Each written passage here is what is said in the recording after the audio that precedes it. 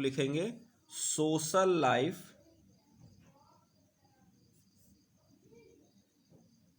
कब? During Vijayanagar kingdom, Vijayanagar kingdom. तो यहाँ पर सोशल लाइफ में क्या बदलाव आया था? क्या यहाँ पर बहुत ज़्यादा रिलीजियस लोग थे, या महिलाओं की स्थिति क्या थी, बाकी और भी जो कमियां जैसे शूद्र वगैरह इनकी स्थिति क्या थी, स्लेवरी की स्थिति क्या थी, और नए धर्म भी तो आ चुका था इस्लाम, उसकी स्थिति क्या थी समाज में। और बाद में फिर हमने देखा कि पोर्टुगीज यानी कि यूरोपियन से भी कुछ लोग आए थे, यूरोप से भी। तो ये लोग जो आए थे तो उनके समय उन लोगों ने किस तरह से समाज को देखा और क्या लिखा, इन सब बातों को लिखेंगे तो हमें यहाँ के सोशल लाइफ के बारे में जानकारी प्राप्त होगी। जैसे हमने आपको जब पढ़ाया था कब, मौर्यन अंपायर के टाइम पर, तो मौर्यन टाइम पर मैंने क्या लिखवाया था कि जो मेगास्थनीज था उसने अपने इंडिका में लिखा था कि यहाँ पर मौर्य टाइम पर क्या था, स्लेवरी नहीं थी। लेकिन वही आर्यभट्ट की बुक में ये हमें पता चलता है कि मौर्यन पीरियड में स्लेवरी थी। तो उसके पीछे रीजन मैंने आपको क्या बताया था कि जो स्लेवरी उसने देखी थी, जिस तरह की बर्बरता, उस तरह की बर्बरता, उस तरह की स्लेवरी मौर्यन टाइम में नहीं थी। यहाँ पर स्लेव्स को भी उतनी बर्बर तरीके से ट्रीट नहीं किया जाता था। इस वजह से उसको लगा कि यहाँ पर मौर्यन पीरियड में स्लेवरी नहीं है। तो ये क्या है, एक कंपैरेटिव स्टडी है ना, यही तो सोशल लाइफ को जानने का तरीका हुआ, क्योंकि वहाँ तो अब कोई उस वक्त का तो कोई बचा नहीं। तो जिस तरह से लोगों ने लिखा उसी हिसाब से हमें क्या करेंगे, अनुमान लगाएंगे। ठीक है, तो लिखिएगा, लिखिए अलासानी PEDDANNA in his Peddana, अल्लासानी पेड्डना in his मनुचरितम, मनुचरितम, ये बुक है मनुचरितम, refers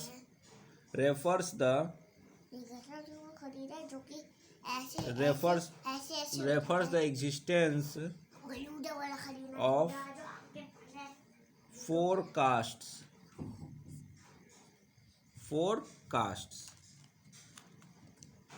कौन कौन से?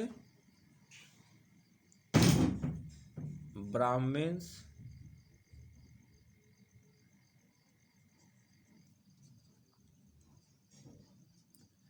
क्षत्रियाज, वैश्याज यानी वैश्याज एंड शूद्राज। तो हमारे नॉर्थ इंडिया में इसको क्या कहा गया, वर्णा सिस्टम। उन्होंने क्या कहा, कास्ट। उस वक्त के लिए क्या था, कास्ट, शूद्रा। इन विजयनगर सोसाइटी, तो वहाँ की सोसाइटी में जो वहाँ के एक राइटर हैं अल्लासनी पेड्डना, उन्होंने अपनी मनुचरित्रम में लिखा है कि 4 तरह के कास्ट थे। तो अब अगर आपसे कोई क्वेश्चन पूछे कि क्या विजयनगर एम्पायर या साउथ इंडिया में वर्ण व्यवस्था थी, तो आपका आंसर होगा यस थी। वो अलग बात है कि हम नॉर्थ इंडिया में इसको वर्ण कह रहे हैं, वहाँ पर उसको क्या कह रहे हैं, कास्ट कह रहे हैं। लेकिन जो व्यवस्था इधर थी वही व्यवस्था उधर थी। हाँ, उसमें थोड़े बहुत बदलाव हो सकते हैं, लेकिन बाहरी कवर के रूप में अगर देखा जाए तो वो दोनों चीजें सेम हैं।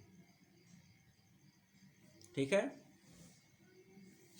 नेक्स्ट पॉइंट लिखिए, नेक्स्ट पॉइंट लिखिए, विप्रा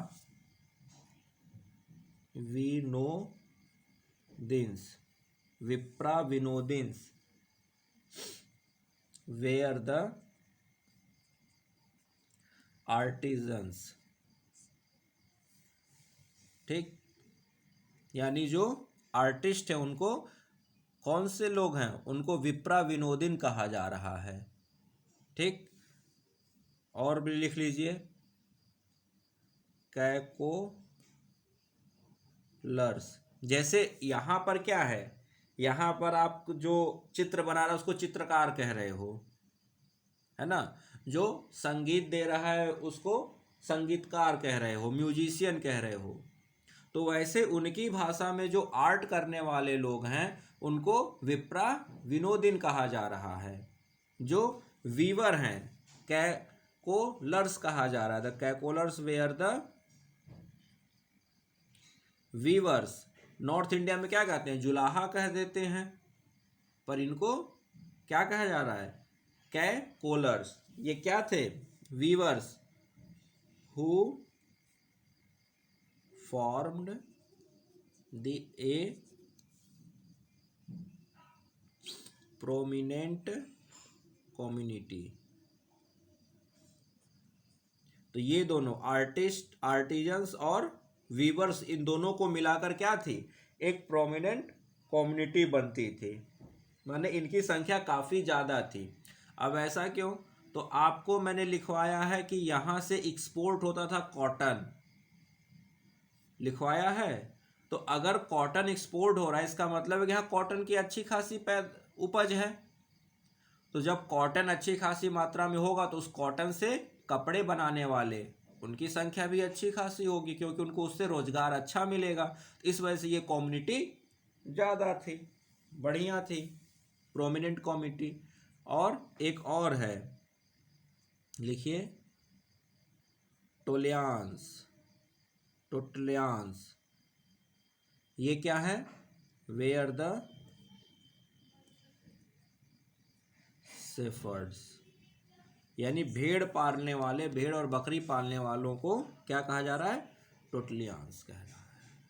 और आज भी आप जाओ तो इंडिया में सबसे अधिक संख्या में अगर कहीं भेड़ पाली जाती है तो वो है Telangana. Telangana has the maximum number of ships, ठीक है।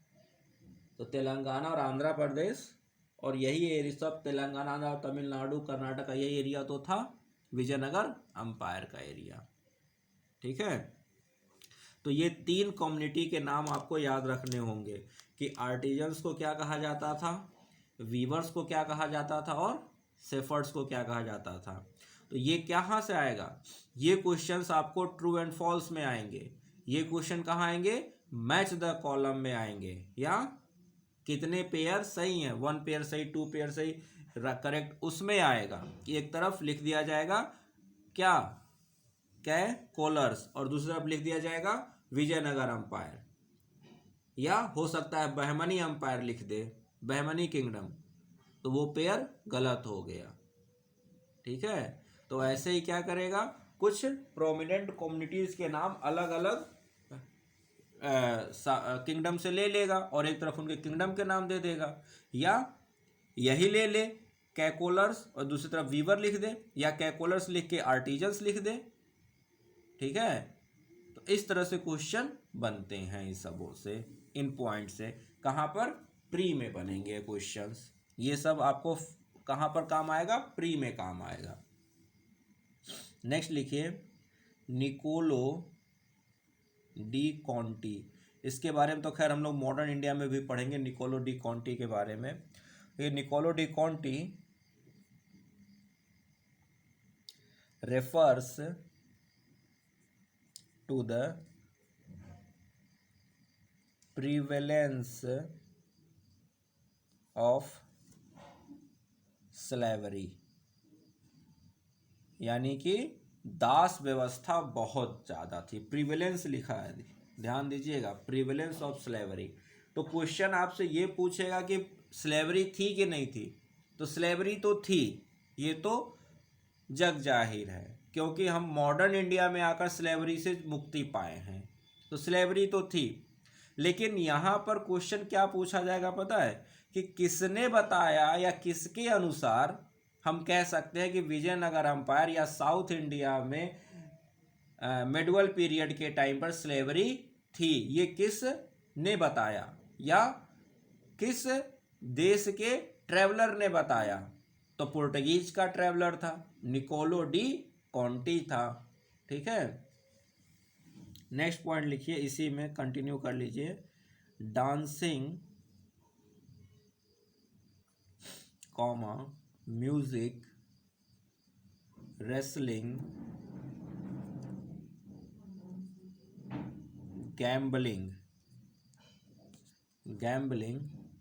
एंड कॉक फाइटिंग, ये जो मुर्गा लड़ाने वाला जो सिस्टम होता है वो आज भी आप साउथ इंडिया की मूवीज़ में काफ़ी देखोगे। ठीक है, आज कबूतर लड़ाना और मुर्गा की लड़ाने वाली fight. Were some of the amusements, यानी ये लोगों के मनोरंजन के तरीके थे। डांसिंग, म्यूजिक, रेसलिंग, गैम्बलिंग और कॉक फाइटिंग, और आज भी ये सब चीज़ें हैं लोगों के मनोरंजन के तरीके। ठीक, नेक्स्ट पॉइंट लिखिए। तो ये निकोलो डी कॉन्टी वाला याद रखिए, किसने बताया था, स्लेवरी के बारे में। ठीक है, नेक्स्ट पॉइंट लिखिए। The Sangama rulers were chiefly Saivites, यानी कि सेविज्म। तो हमने देखा था क्या, वैष्णविज्म और सैविज्म, यानी वैष्णव सेक्ट एंड शैव सेक्ट, वैष्णव संप्रदाय और शैव संप्रदाय। तो ये लोग किसको मान रहे हैं ज़्यादातर, शैव संप्रदाय को। और हमने ये भी देखा था कि चोला रूलर्स ने क्या बनवाए थे, शिव मंदिर ही तो बनवाए थे, और चोला के बाद फिर विजयनगर अंपायर डेवलप हुआ, एक बड़ा अंपायर। तो यहाँ पर भी सेवनाइट्स का काफ़ी ज़्यादा है, सेवनाइट्स एंड, और मेन डीआईटी कौन है, तो विरूपाक्षा। ये अपने डीआईटी को क्या कह रहे हैं, विरूपाक्षा। विरूपाक्षा वाज देयर, या वाज हाँ ऐसे लिखिएगा, was their family DIT, was their family DIT. But लेकिन जब संगमा के आगे बढ़ते हैं तो सलुआ के बाद आते हैं तलुआ, और तलुआ में हमने देखा था कि कृष्णदेवराय जब गायकोंडा जीत कर वापस आते हैं तो वो तिरुपति जाते हैं। तो तिरुपति किसके है, विष्णु जी का है मंदिर है। तो इसका ये मीनिंग निकल के आता है कि बाद के जो इनके वंशज हुए वो क्या हो गए, वो वैष्णवाइट हो गए। तो इसको लिख लीजिएगा, but other dynasties where Vaishnavites. तो ये हमें कहाँ से पता चल रहा है, ये हमें पता चल रहा है वैष्णवाइट वाला तुलुआ डायनेस्टी के राजा कृष्णदेव राय के तिरुपति जाने से, और उस मंदिर का को और ज़्यादा बृहत, और उसका मतलब उसको अपने पैट्रोनेज में और ज़्यादा उसको अच्छा बनाना, उसको सजाना संवारना, ये सब चीज़ें इन्होंने किया था।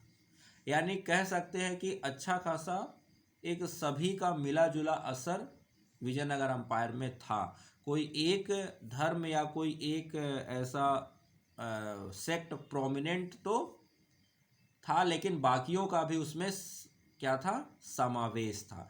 बाकी लोग भी उसमें मिलजुल कर रहते थे, किसी को मार के भगाया नहीं जाता था। नेक्स्ट पॉइंट लिखिए, रामा या ऐसे लिखिए, इस पॉइंट को लिखिए हाँ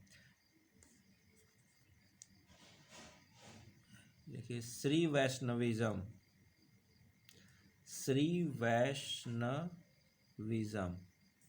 ऑफ रामानुजम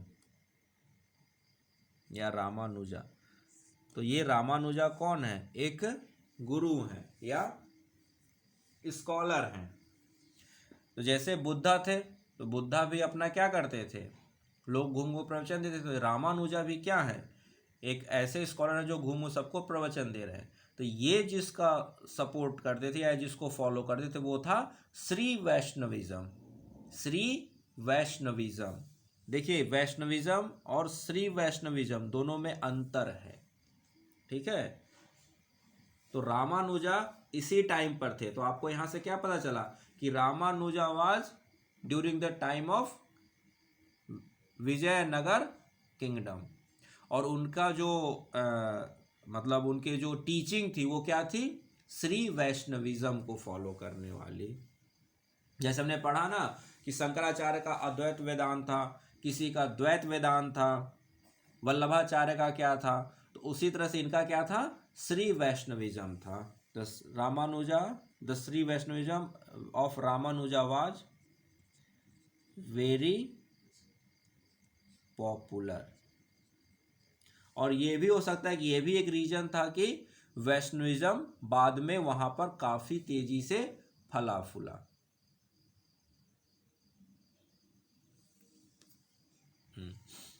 नेक्स्ट लिखिएगा, all kings were tolerant, all kings were tolerant towards other sects or religions। हर धर्म और हर सेक्ट के लिए वहां पर क्या था, टॉलरेंस था। तो यहां पर एक पॉइंट ऐसे ब्रैकेट में करके लिख लीजिए, बारबोसा।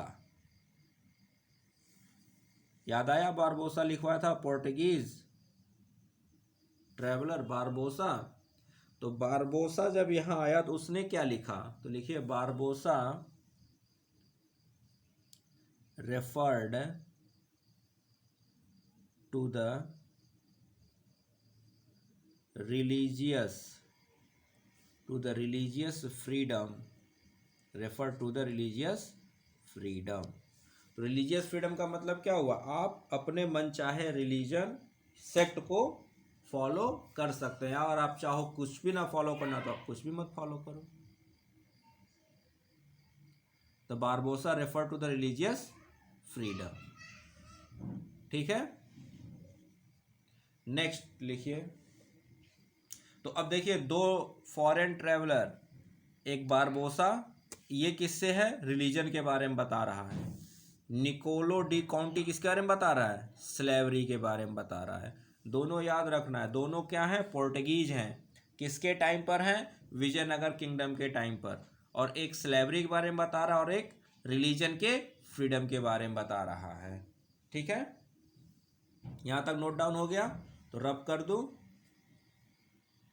मैं आपको ये नोट्स देता जा रहा हूँ, जैसे निकोलो डी कॉन्टी का दिया, बारबोसा का दिया, तो वैसे वैसे आपको क्या करना है, इन सबों की लिस्टिंग करते चले जाना है, ठीक है। इससे क्या होगा कि आपके प्री आने आने तक आपका पूरा एक शॉर्ट नोट रिवीजन का तैयार रहेगा। तो आप अपने नोट्स को रिवाइज करो, और उसके साथ जैसे जैसे मैं लिखवा रहा हूँ वैसे वैसे आप लिखते जाओ, नोट्स को रिवाइज करो, और इन्हीं नोट्स को रिवाइज करने के बाद आप क्या करो, इसका शॉर्ट नोट बनाओ।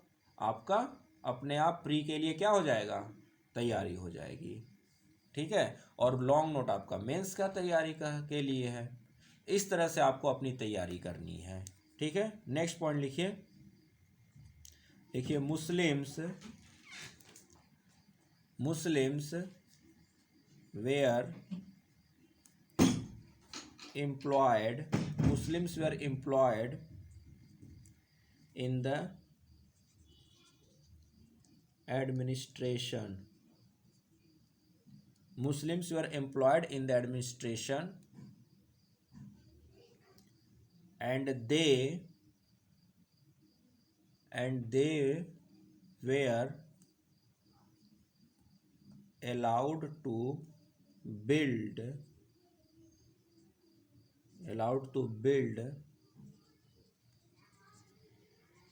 mosques and worship.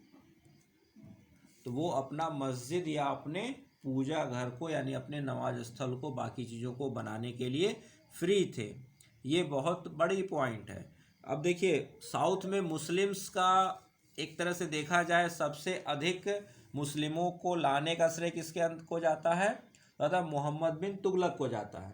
अगर वो दौलताबाद को यानी कि देवगिरी को कैपिटल नहीं बनाया होता तो इतनी बड़ी मात्रा में मुस्लिम शायद साउथ इंडिया इतनी तेज़ी से नहीं आए होते। ये आए, वो तो लौट गया मोहम्मद बिन तुगलक, लेकिन बाकी बहुत से लोग रह गए। अब वो रह गए तो अब देखिए मुस्लिम्स कहाँ हैं, एडमिनिस्ट्रेशन में एम्प्लॉयड हैं। और अगर एडमिनिस्ट्रेशन में एम्प्लॉयड इसका मतलब है कि उनकी अच्छी खासी क्या है, वैल्यू है समाज में, कोई उनसे कट नहीं रहा है, उन लोग उनके साथ हैं और वो लोगों के साथ हैं। तो समाज क्या है, पूरी तरह से मिलकर रिलीजियसली टॉलरेंट होकर चल रहा है। ठीक है, नेक्स्ट पॉइंट लिखिए। देखिए the position of women,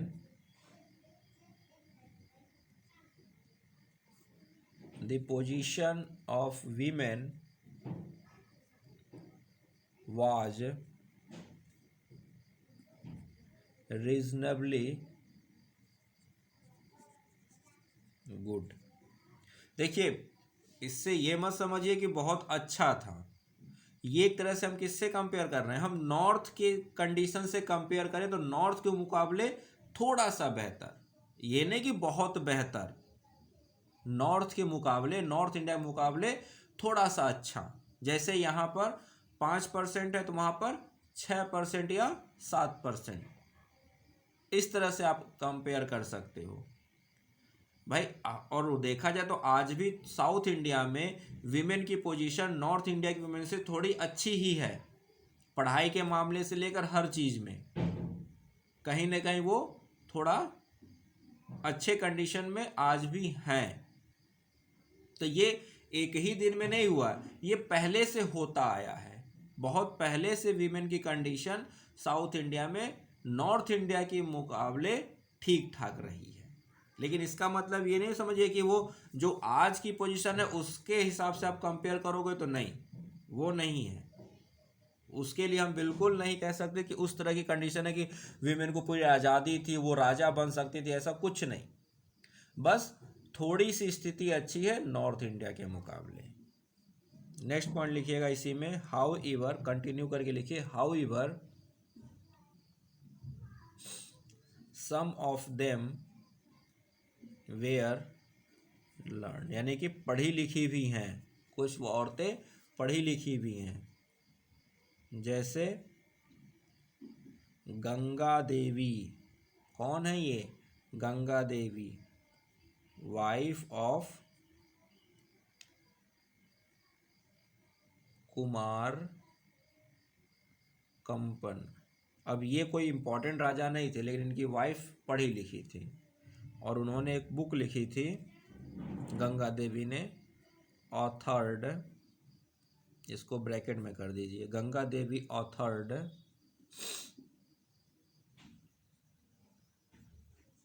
the famous work, क्या है वर्क का नाम, मधुरी विजय, मधुरी या मधुरा विजयम कह लीजिए, मधुरा विजयम। तो मदुरई पर जीत जब हुई थी किसकी, विजयनगर अंपायर की, तो उसके बारे में किसने लिखा, गंगा देवी ने एक बहुत अच्छा मतलब अपना एक बुक लिखी मदुरई विजय पर। और हमने पढ़ा भी है कि मदुरई को इन्होंने, विजयनगर अंपायर ने जीता था। ठीक है, और मदुरई बना कब था, तो जब मोहम्मद बिन तुगलक के टाइम के बाद, जब दिल्ली में वीक हुआ, फिरोज शाह तुगलक के टाइम पर ही, कहिए मोहम्मद बिन तुगलक के टाइम पर ही विजयनगर अंपायर, बहमनी और मदुरई बन गए थे। ये हमने वहाँ पर कब, दिल्ली सल्तनत में पढ़ रखा है। और बाद में उस मदुरई पर विजयनगर अंपायर जब जीत हासिल करता है, कब हमने देखा था, द चैलेंजेज ऑफ कृष्णदेव राय, और उसी में हमने देखा था कि मदुरई वगैरह पर ये जीत हासिल करते हैं। ठीक है, या उससे पहले भी जो हरिहरा थे या बुक्का थे, उन लोगों ने भी बहुत हद तक मदुरई को पहले भी जीत चुके थे। ठीक है, नेक्स्ट पॉइंट लिखिए। तो गंगा देवी का याद रखना है। गंगा देवी कहाँ से लीड करती हैं? तो ये लीड करती हैं विजयनगर अंपायर से। इनकी बुक क्या है? मदुरई विजयम। ठीक है, नेक्स्ट पॉइंट। लेकिन ये मत समझिए कि एक लेडी के पढ़े लिखे होने से आप समझ जाओ कि पूरा का पूरा सारी स्त्रियां या सारी वीमेन पढ़ी थी, ऐसा नहीं है। हाँ, अब गंगा देवी क्या है? वाइफ है किसके? तो कुमार कंपना के। अब ये क्या है? ये उच्च वर्ग है।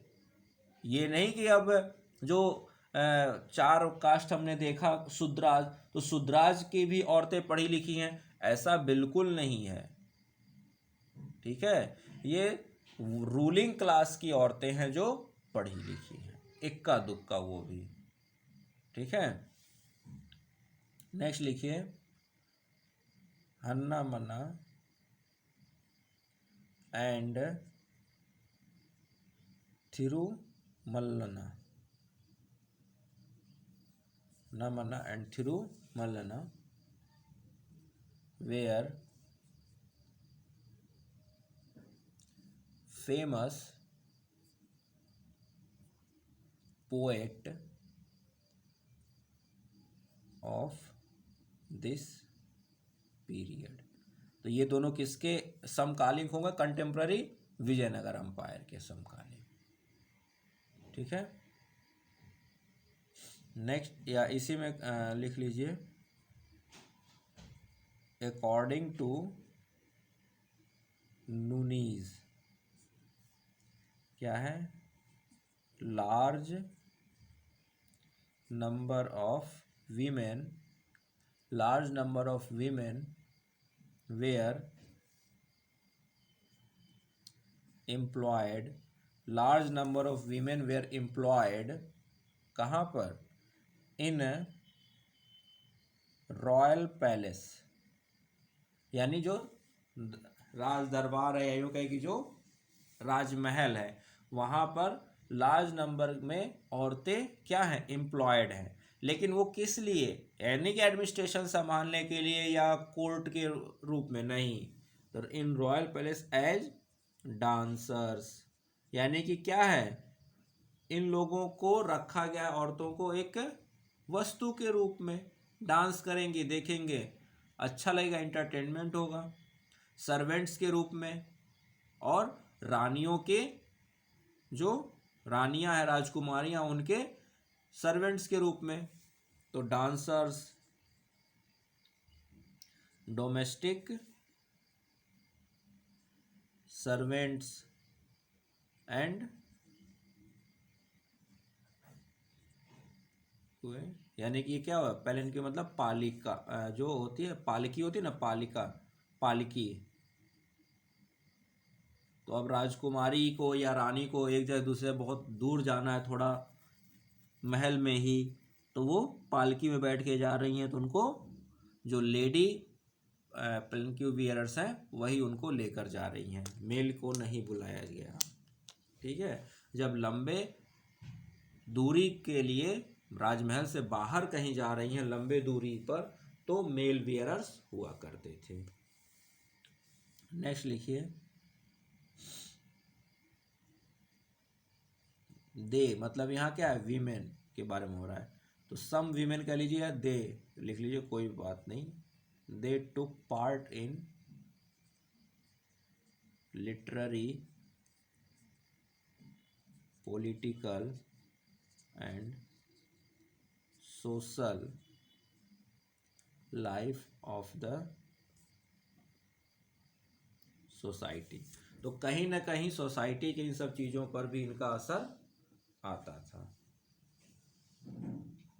हाँ, एक चीज़ और लिखिए some educated women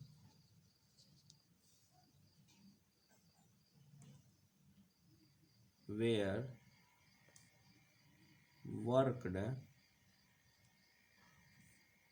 at various posts in government departments। तो कुछ पढ़ी लिखी औरतों को गवर्नमेंट डिपार्टमेंट में जॉब मिलती थी, पर वो बहुत कम है। ठीक है, बाकी तो क्या है, बॉडीगार्ड के रूप में, रानी की बॉडीगार्ड या उनकी सर्वेंट्स या डांसिंग या पेंटिंग, यही सब काम में लगी रहती थी। हाँ, एक सिस्टम जो यहाँ पर अभी भी था और इससे पहले चोला के टाइम पर भी था, तो वो था, लिखिए, देवदासी सिस्टम। क्या? देवदासी सिस्टम वाज देयर। और देवदासी सिस्टम के बारे में आपको बता रखा हूँ कि क्या होते थे, छोटे एज में ही लड़कियों को मंदिर में लोग दान कराते थे। कब बहुत बार तो होता था कि गरीब जो होते थे, जिनको लगता था कि ये तो लड़की पैदा हो गई, मैं इसको कैसे पालेंगे, कैसे इसकी शादी करेंगे वगैरह वगैरह, तो वो क्या करते थे, वो अपनी लड़कियों को मंदिर में दान कर देते थे। और जब दान करते थे तो इनके कहा था कि जब बड़ी होती थी तो उनकी शादी उसी मंदिर के डीआईटी से करा दी जाती थी, ऐसा कहा जाता था।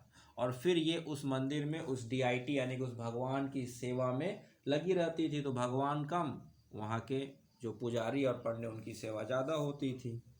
है, तो देवदासी सिस्टम वाज देयर। ठीक, अब इसके बारे में तो आप समझ सकते हो देवदासी सिस्टम क्या था। नेक्स्ट लिखिए, polygamy. Polygamy was prevalent. Polygamy was prevalent, but कहाँ पर?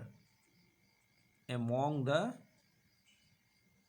रॉयल फैमिलीज, यानी जो रिच और रॉयल हैं वहाँ पर पोलीगेमी हो रही है, बाकी गरीब परिवारों में पोलीगेमी नहीं हो रही है, क्योंकि गरीब परिवारों का अपना गुजारा करना ही मुश्किल है, तो वो इतने शादियां और इतने कैसे संभालें, वो तो अपना एक शादी होने पर बेचारे ना कर पाए।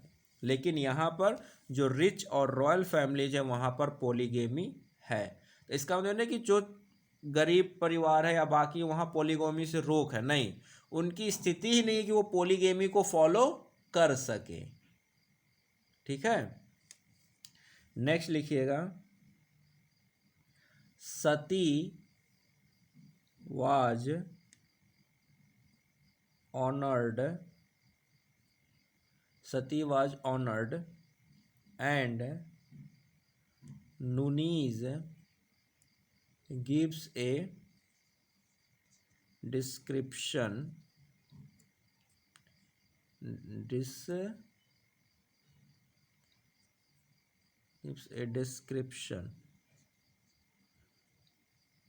on of it। तो सती होना ऑनर्ड यानी सम्मान की बात होती थी। तो इससे हमें क्या पता चल रहा है कि औरतों की स्थिति समाज में कोई बहुत अच्छी नहीं थी, क्योंकि देवदासी प्रथा, पोलीगेमी, सती प्रथा, ये सब काफ़ी अच्छे से उस वक्त भी औरतों के लिए प्रिवेलेंट थी और लोग इसको मान्यता मिली हुई थी समाज के द्वारा। तो समाज में देखा जाए रिलीजियसली समाज बहुत अच्छा है, लोग हर एक रिलीजन के लिए टॉलरेंट हैं, लेकिन स्लेवरी है। ठीक, नेक्स्ट क्या है, मुस्लिम्स वगैरह भी एडमिनिस्ट्रेशन में है, औरतों को यानी कि वीमेन को अगर पढ़ रही हैं, लेकिन कौन? रॉयल फैमिली की, अमीर फैमिली की वीमेन, ना कि शूद्रा या बाकी गरीब फैमिली की वीमेन, नहीं, उनके लिए नहीं कोई सुविधा है, ये अमीरों के लिए सुविधाएं हैं, रॉयल फैमिलीज़ के लिए। बाकी तो फिर पोलीगेमी और सती प्रथा और ये सब चीज़ें तो हम देवदासी सिस्टम तो देख ही रहे हैं, ये सारी चीज़ें वहाँ पर थी। हाँ, और बहुत सी औरतों को रोज़गार कहाँ मिल रहा है? तो वो मिल रहा है रॉयल पैलेस में। ठीक, तो यहाँ तक दीजिए ठीक है। ये है सोशल कंडीशन। ओके, अब हम लोग आते हैं इकोनॉमिक और आर्किटेक्ट को। तो यहाँ रब कर दूँ अब।